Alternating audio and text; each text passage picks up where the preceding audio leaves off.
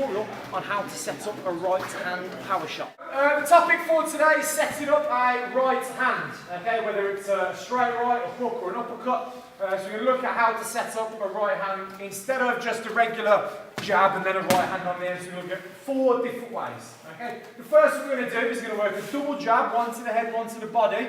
And then we're going to try and drag your opponent's guards down, which sets up the right hand on the end. Okay? So we fire jab to the top, the same hand fires a jab to the stomach, and then we transfer our weight forward and we throw a right hand over the top. So when we throw that jab to the body, make sure your lead leg, so we go 1, watch my lead leg, see how it steps in. So this enables me to transfer my weight over the top for the right hand. Because if I don't, and I leave my foot there, as I lean in now, I'm going to be off balance if I don't hit the target. Okay, so our lead leg just wants to step in like this. And again, make sure your head dips to the side, because if Ad fires a counter jab back, I've slipped underneath it. And as his hand's going back, that's when the right hand will come over the top. Okay, so pivot the pad, just pivot your elbow down. So we go 1, 2, and then right hand over the top. On that right hand, you could, if you wanted to, stand up and throw it. Okay, so you could go 1, 2, up, and then hit.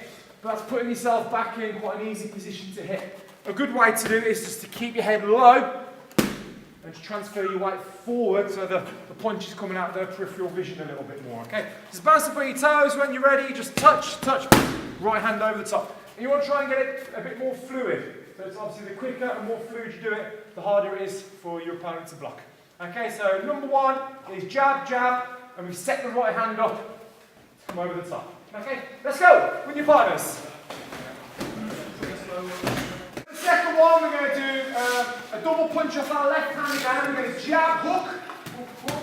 And these aren't massive power shots. We're not over committing with these. We're not going like this. These are just quick punches, just to keep them occupied on this hand and not this one.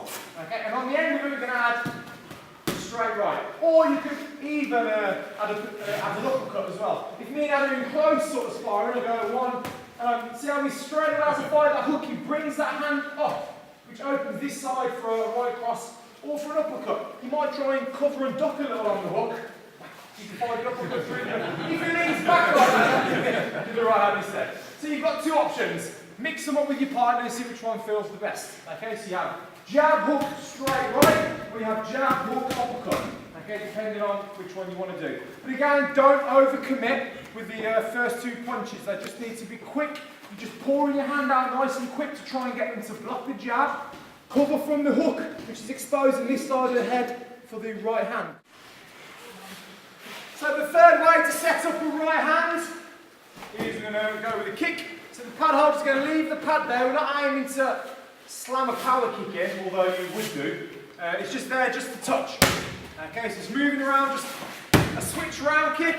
Make sure the hands are up. I'm just going to keep tagging that pad, and the setup is going to be, instead of hitting the pad, we go fake, and then right hand over the top.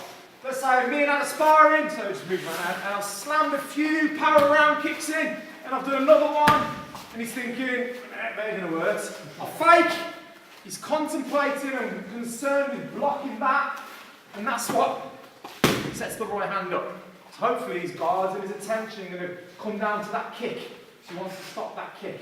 Or he might even try and sort of move away from it. Then you can drill the right hand in after. Okay? So tag the pad with a few switch round kicks.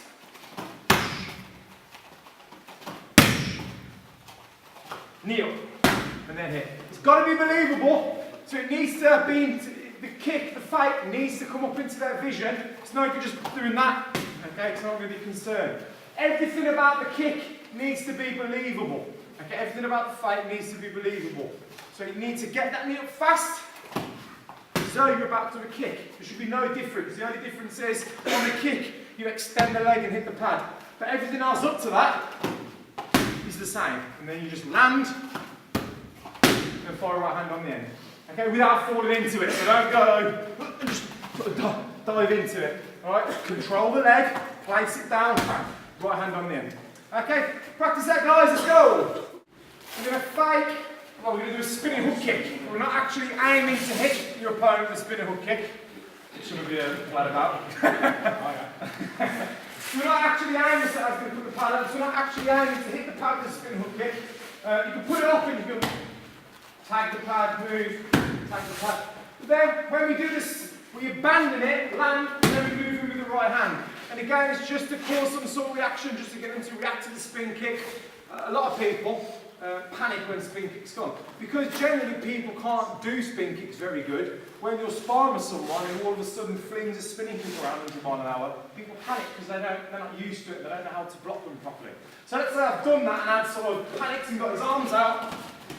There we go, so I'll just fight the spin kick and then I'll land the right hand on the end. So that means I spin, my knee comes up, quick, I get down to the floor fast. And then right hand on the end. Okay? Obviously, if you're not very good at spinning kicks, and you sort of do this, then don't bother doing it. Okay? But if you're okay at doing the fake, and you can spin relatively quick and keep your balance, and then you can add the right hand on the end. We'll do an easy one in a minute as well. Okay? Let's go! We're going to set up the right hand with a foot tap. Okay? So a foot tap when we're sparring it's not an actual sweep, so we're not actually aiming to take them down to the floor, we're aiming to off balance them. Okay? So if we're in this sort of range and that's covering like this, a foot tap is I just hit this foot, which knocks them off balance, which allows you to open the right hand up on the end. Okay?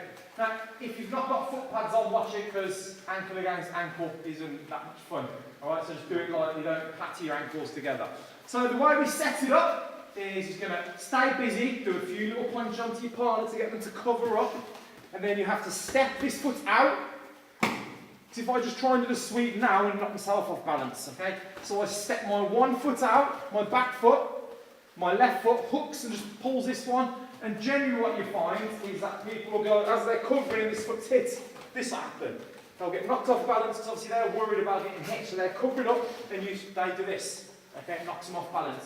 And the minute you tap that foot, boom, and that's when you can hit straight away.